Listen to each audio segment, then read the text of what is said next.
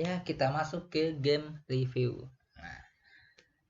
Nah, sebelum itu saya akan memperkenalkan diri dulu. Nama saya Fahri Atmana Budi dengan NIM 1908452. Nah, di sini saya akan mempresentasikan terkait game design introduction. Game review. Nah, kita masuk ke game yang akan mau direview. Yang pertama saya akan mereview game Identity V. Nah, game ini dirilis pada tanggal 6 Juli 2018 dengan developer dan publishernya yakni NetEase. Nah, platform dari game ini bisa menggunakan Android, iOS, macOS maupun Microsoft Windows. Adapun gameplaynya yakni seperti ini. Saya memilih game satu video dari YouTube. Nah, di sini akan memperlihatkan bagaimana gameplay dari game Identity V ini. Nah, di sini akan saya percepat. Di sini terlihat nih, berbagai karakter gitu. Jadi kita bisa memilih karakter yang akan kita gunakan gitu. Mau sebagai hunter maupun survivor gitu kan. Mau pemburu maupun penyintas gitu. Kita masuk ke gamenya, yakni di sini memilih untuk pemburu dan penyintasnya. Nah, kemudian kita mempersiapkan gitu.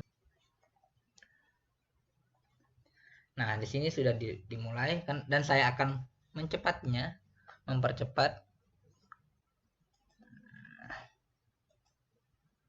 Nah, maka percepat lagi. Nah, di sini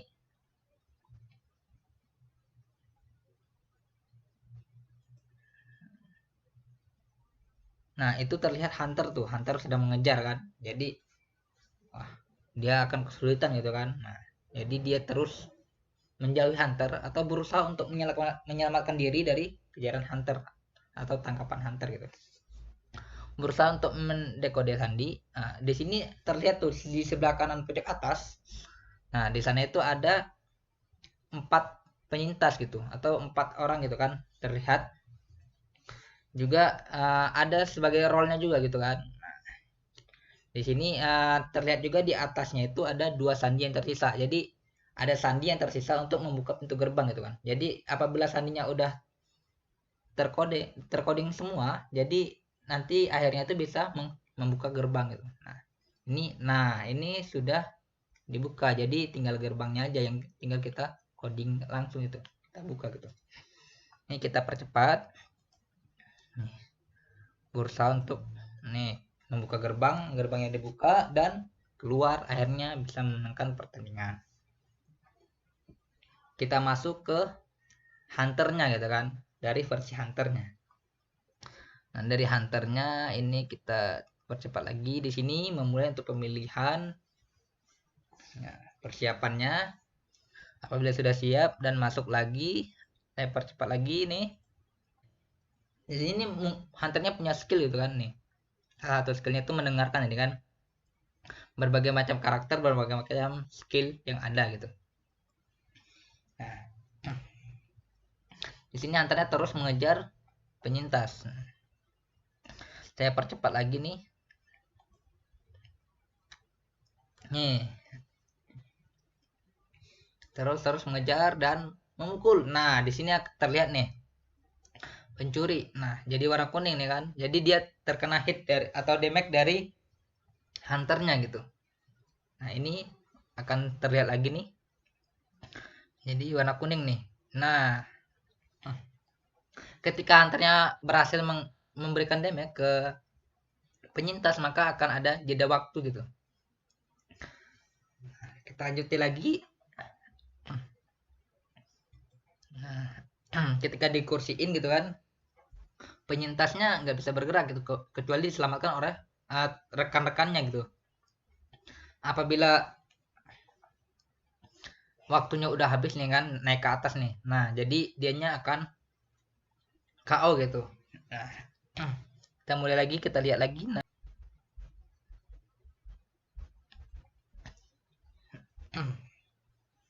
Nah, di sini kan kelihatan nih yang mati berapa nih. Nah, ketika mati semua itu udah pasti hunternya yang menang gitu.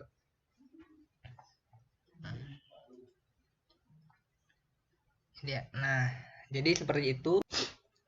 Nah, kita masuk ke genre dari gamenya tadi.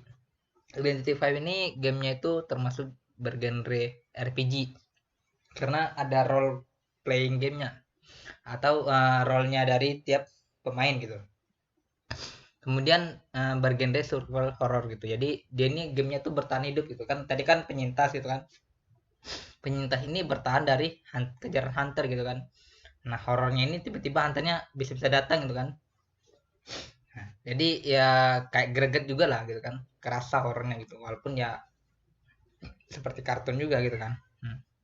Nah, untuk target audiensnya ini yakni mungkin yang menyukai horor gitu kan ataupun taktik dan juga mungkin yang menyukai RPG game gitu kan. Nah, seperti DBD gitu atau Dead by Daylight gitu. Nah, kita lanjutkan. Nah, mengapa saya menyukai game ini? Nah, di sini saya memasukkan 5 poin gitu. Jadi yang pertama itu simple menurut saya itu karena ya mudah, termasuk mudah dimainkan gitu kan. Kemudian survival horror saya juga suka gitu kan, terkait yang bertahan hidup juga kan, horror gitu kan. Jadi ya suka aja gitu. Yang ketiga balance gitu kan. Ya mengapa saya dibilang balance gitu kan. Jadi ya setara aja gitu kan, 1 lawan 4 gitu kan. Ya walaupun 1 lawan 4 kan juga agak gimana gitu kan, ini menggunakan skill gitu, jadi ya terasa imbang aja gitu. Nah, kemudian various karakter. Nah, di sini berbagai macam karakter yang sudah tadi dijelaskan pada gameplaynya itu. Nah, berbagai macam karakter menunjukkan berbagai macam juga skill yang ada gitu, jadi ya beragam juga lah gitu kan, mengutamakan skill itu. Kemudian ada komunitasnya, jadi nah di sini ada seperti guildnya, ada pun ya mungkin kita bisa seru-seruan gitu di game ini gitu. Yuk kita lanjut. Nah, ke formal game elemennya. Yang pertama, playernya. Gitu. Jadi pemainnya itu di sini bersifat unilateral competition.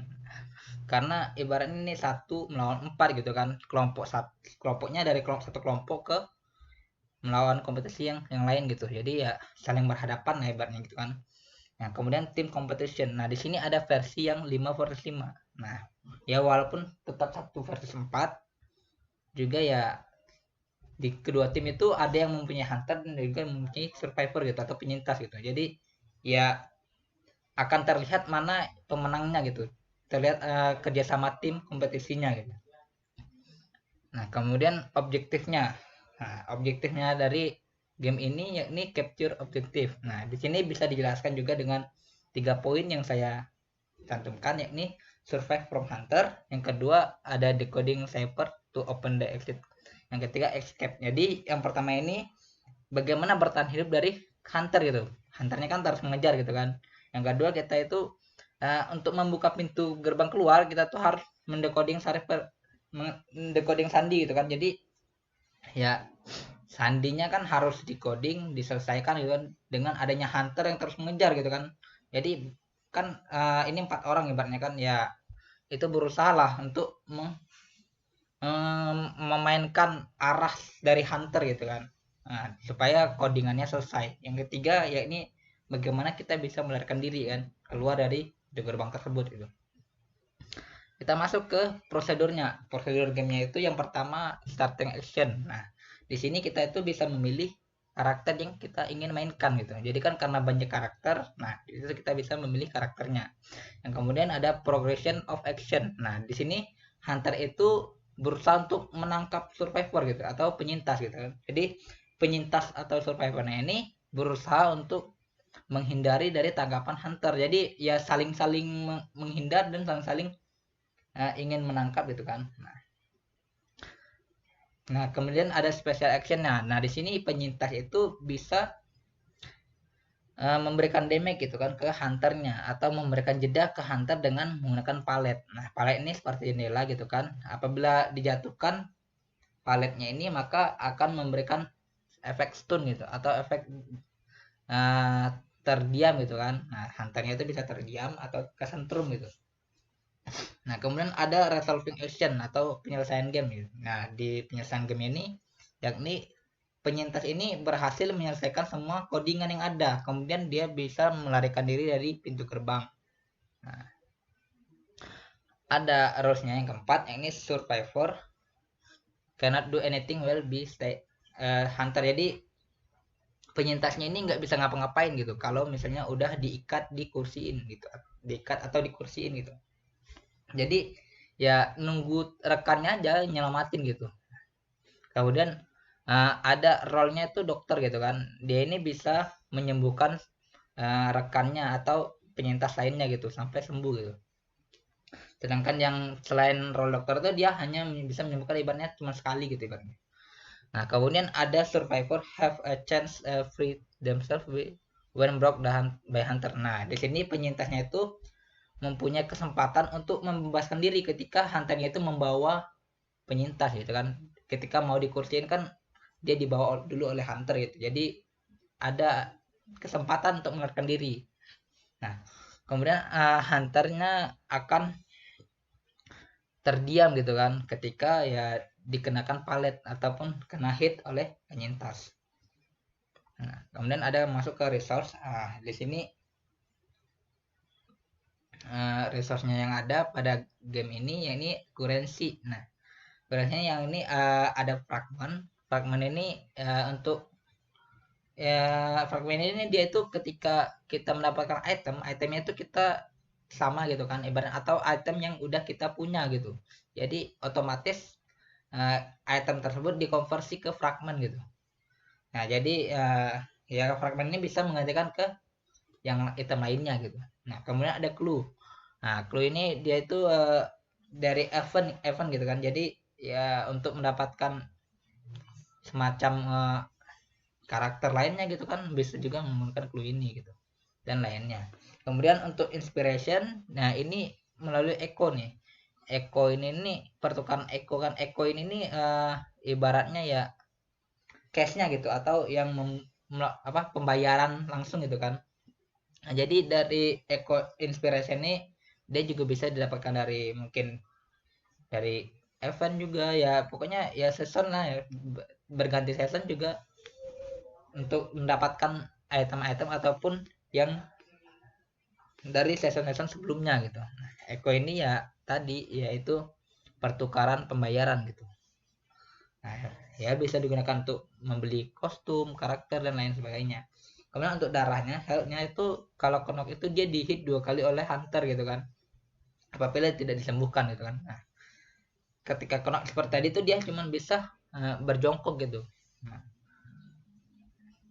Nah, kemudian dia akan mati apabila dia dikursiin gitu. Jadi kalau dikursiin oleh hunter dan waktunya habis, dia akan KO gitu. Nah, kemudian ada spesialnya. Event spesialnya itu ya ini spesial tiranya ini ada parcel atau box. Nah, jadi ada kotak gitu kan. Kalau kotaknya ini bisa dibuka gitu, nanti dia tuh bisa dapat ke seperti skill karakter yang lain gitu. Jadi dia bisa mendapatkan karakter yang lain dan bisa digunakan ke teman ataupun hunter gitu kan. Nah, itu. Kita masuk ke nomor 6 konfliknya. Nah, konfliknya ini ya ini kan hunternya tadi tuh mendekati survivor gitu kan. Jadi ketika penyintasnya itu atau survivornya ini didekati oleh hunter gitu kan. Jadi atributnya itu menurun gitu, maupun dari lari dan sebagainya gitu kan. Nah, kemudian untuk posisi survivornya itu ketika survivor atau penyintas ini dia melompati palet ataupun melompati jendela gitu, dia itu akan ketahuan gitu, akan ada pemberitahuan dari hunternya bahwa diketahui lokasinya gitu kan. Kemudian ya tadi penyintasnya itu kecepatan berlarinya menurun ketika diberikan damage oleh hunter gitu. Untuk boundarynya atau batasannya dari game ini yakni areanya itu terbatas gitu kan, jadi ada kayak dinding gitu yang membatasi areanya itu. Jadi untuk keluar dari area tersebut atau memenangkan game tersebut harus melalui pintu gerbang, sedangkan pintu gerbang ini terkunci gitu. Nah, kita masuk ke outcome-nya atau keluarannya itu ya nih ya untuk penyintasnya itu apabila akan menang itu apabila lebih dari 2 penyintas yang berhasil melarikan diri. Apabila lebih dari 2 penyintas yang mati gitu kan, jadi hunter yang menang gitu atau pemburu yang menang. Nah, apabila hanya 2 yang penyintas yang berhasil melarikan diri, maka akan dianggap draw gitu. Nah, kita masuk ke game yang kedua. Nah, yang kedua ini Dota Underlords. Nah, untuk Dota Underlords itu dirilis tanggal 25 Februari 2020. Developernya itu Valve Corporation, publishernya juga Valve Corporation. Nah, untuk platform memainkan game ini, ya ini bisa di Linux, Android, iOS, macOS maupun di Microsoft Windows. Adapun gameplaynya, nah ini dia gameplay dari Dota Underlords.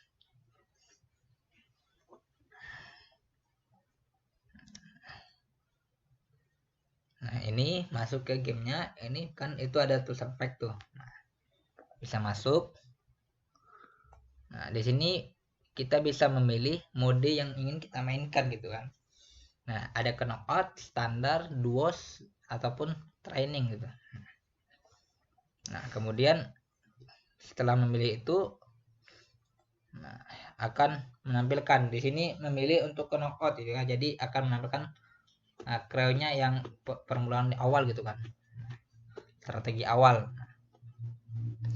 Setelah dimulai, di sini akan ada item juga yang didapatkan untuk memenangkan pertandingan atau mendukung pertandingan tersebut. Nah, ini memilih hero atau pemainnya yang akan diperangkan gitu. Nah, di sini kan nanti dipasangkan ke seperti area atau papan gitu kan. Nah, setelah dipasangkan itu nanti, nah ini otomatis menyerang gitu ke lawannya. Nah, apabila ya bertahan hidup, ya berarti dia memenangkan gitu kan. Jadi ini nih gamenya siapa yang paling lama bertahan hidup gitu. Nah, yang bertahan di atas papannya gitu kan. Itu yang akan memenangkan gamenya. Ini akan memilih underlordnya. Nah, di sini ada 4 underlords gitu kan, atau pemimpinnya itu. Nah, kemudian kita percepat lagi nih genrenya. Untuk genrenya itu genrenya auto battler game. Ya mungkin seperti kompetitif multiplayer strategi gitu kan ya. Nah, di sini karena ini kompetitif gitu kan. Bersaingnya tuh memang ya terkait strateginya itu antar player satu ke player lainnya gitu kan. Kemudian target audiensnya menurut saya untuk target audiensnya itu auto battler game lover gitu kan. Jadi ya pencinta otomatis battle gitu kan. Nah, kemudian game lover yang pencinta taktik gitu kan. Taktik game lover gitu. Karena ini memang taktiknya tuh bagaimana untuk memenangkan gamenya tuh, strateginya. Nah, kita masuk ke mengapa saya kurang menikmati game ini.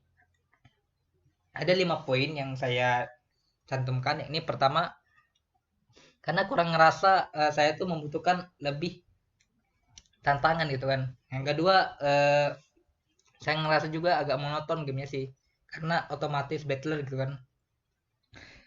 Yang ketiga, ya kurang memulai untuk kurang ketertarikan gitu. Yang keempat, kurang keterikatan atau tidak ada keterikatan karena ya gamenya tuh ya gimana ya, saya juga mainnya kadang nggak ada teman juga gitu kan, ya kurang lah kurang ketertarikan itu. Yang kelima ya game ini memang butuh banyak update tuh kan, jadi ya terlebih juga kurang tantangan gitu kan, jadi ya update dari event itu dibutuhkan, sedangkan ini saya ngerasa ya kurang, kayak hanya memperbaiki bug dan sebagainya gitu kan, jadi memang sangat dibutuhkan update-update lebih gitu dari event-eventnya gitu, seperti game-game lainnya gitu kan yang mungkin seperti auto battle juga gitu. Nah, mungkin itu dari saya. Wassalamualaikum warahmatullahi wabarakatuh. Terima kasih semuanya.